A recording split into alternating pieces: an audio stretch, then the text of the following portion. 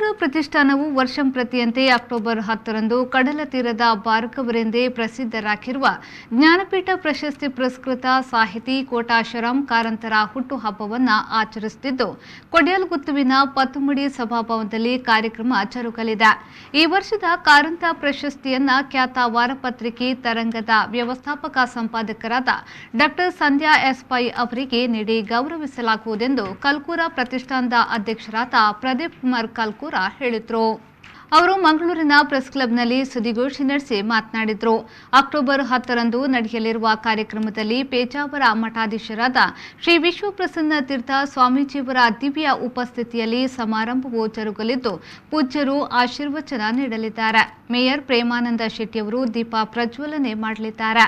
ಮಂಗಳೂರು ವಿಶ್ವವಿದ್ಯಾನಿಲಯದ ಕುಲಪತಿಗಳಾದ ಪಿಎಸ್ ಯಡಪಡಿತಾಯ ಅವರು ಕಾರಂತ ಪ್ರಶಸ್ತಿಯನ್ನ ಪ್ರದಾನ ಮಾಡಲಿದ್ದಾರೆ. ಇನ್ನು ಇತ್ತೀಚೆಗೆ ಭಾರತೀಯ ಲೆಕ್ಕ ಪರಿಶೋಧಕ ಸಂಸ್ಥೆ ಐಸಿಎಐ ನಡೆಸಿದ ಅಖಿಲ ಭಾರತ ಸಿಎ ಅಂತಿಮ ಪರೀಕ್ಷೆಯಲ್ಲಿ ರಾಷ್ಟ್ರಮಟ್ಟದಲ್ಲಿ ಪ್ರಥಮ ರ್ಯಾಂಕ್ ಪಡೆದ ಕುಮಾರಿ ಋತುಕ್ಲೆ ಡಿಸಿಲ್ವಾ ಅವರಿಗೆ ಕಲ್ಕುರ ಶೈಕ್ಷಣಿಕ ಸಾಧನಾ ಪ್ರಶಸ್ತಿ ನೀಡಿ ಅಭಿನಂದಿಸಲಾಗುವುದೆಂದು ಹೇಳಿದರು.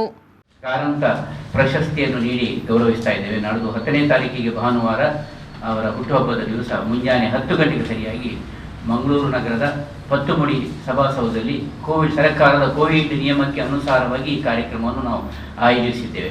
ದಿವ್ಯ ಉಪಸ್ಥಿತಿ ಪೂಜ್ಯ ಪೇಜಾವರ ಶ್ರೀಗಳು ವಿಶ್ವಪ್ರಸನ್ನ ತೀರ್ಥ ಸ್ವಾಮೀಜಿಯವರು ವಹಿಸುವವರಿದ್ದಾರೆ. ದೀಪ ಪ್ರಜ್ವಲನ ಪ್ರೇಮಾನಂದ ಶೆಟ್ಟಿಯವರು ಮಾಡುವರಿದ್ದಾರೆ. ಪುಷ್ಪ ನಮನವನ್ನು ಕರ್ನಾಟಕ ಬ್ಯಾಂಕಿನ CEO managing director Mahabaleshwara MS ಅವರು ಮಾಡುವರಿದ್ದಾರೆ. ಪ್ರಶಸ್ತಿ ಪ್ರದಾನವನ್ನು ಮಂಗಳೂರು ವಿಶ್ವವಿದ್ಯಾನಿಲಯದ ಕುಲಪತಿಗಳಾದಂಥ ಎಡಪಡಿತಾಯರವರು ಮಾಡುವರಿದ್ದಾರೆ.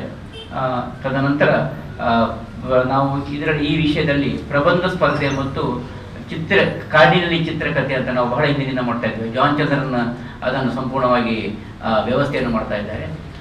ಈ 2 ವ್ಯವಸ್ಥೆಗಳಲ್ಲಿ ಪ್ರಬಂಧ ಸ್ಪರ್ಧೆಯ ವಿಜೇತರಿಗೆ ವೇದವ್ಯಾಸ ಕಾಮತರು ಬಹುಮಾನ ಕೊಡುತ್ತಿದ್ದರೆ, ಕಾಡಿನ ಚಿತ್ರದಲ್ಲಿ ಪುನರೂರವರು ಕೊಡ್ತಾ ಇದ್ದಾರೆ. ಕಾರಂತ ಸಂಸ್ಮರಣೆಯನ್ನು ಶಾಂತಿ ಪ್ರಕಾಶನದ ವ್ಯವಸ್ಥಾಪಕರಾದಂಥ ಮುಖ್ಯಸ್ಥರಾದಂಥ ಮೊಹಮ್ಮದ್ ಕುಂಜಿಯವರು, ನಾನು ಅವರ ಹತ್ರ ಕೇಳಿದೆ, ಕಾರಂತರ ಪುಸ್ತಕಗಳನ್ನು ನೀವು ಅಧ್ಯಯನ ಮಾಡಿದ್ದೀರಾ ಅಂತ. ಯಾಕಂದರೆ ಉತ್ತಮ ವಾಗ್ಮಿಯವರು, ಬಹಳ ಚೆನ್ನಾಗಿ ಮಾತನಾಡಬಹುದು. ಈ ಸಂದರ್ಭ ಸುದ್ದಿಗೋಷ್ಠಿಯಲ್ಲಿ ಜಿಕೆ ಭಟ್ ಸರಾಜೆ, ನಿತ್ಯಾನಂದ ಕಾರಂತ, ಜನಾರ್ದನ ಹಂದೆ, ವಿಜಯಲಕ್ಷ್ಮಿ ಬಿ ಶೆಟ್ಟಿ ಉಪಸ್ಥಿತರಿದ್ದರು.